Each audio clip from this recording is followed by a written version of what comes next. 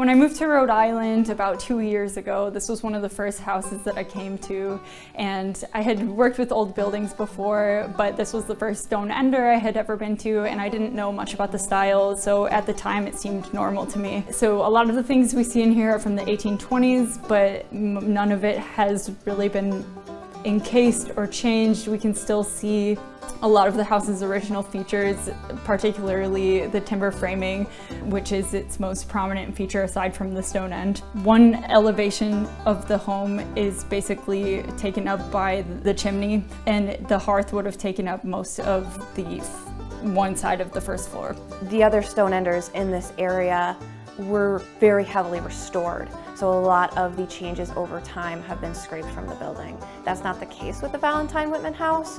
There's so much left here that is original to the building, but also original to the time periods where it's changed, and that really showcases the history of the building and the history of the people who lived here, and that's really important. But as I learned more about buildings throughout the state, I started to recognize all the special things about this place, and I learned more about it every single day.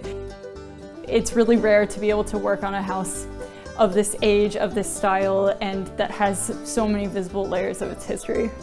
I think it's the entirety of it, and the fact that it is so well preserved and so well maintained.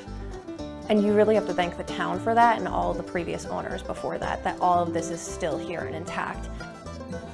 I think we're all very lucky to be here and be able to see an example like this, from the timber framing to the mantelpieces, to the moldings, to the plasterwork. Finding all of that intact in a building this age is really very rare. And for it to be in such good condition, we really have a gem to work with.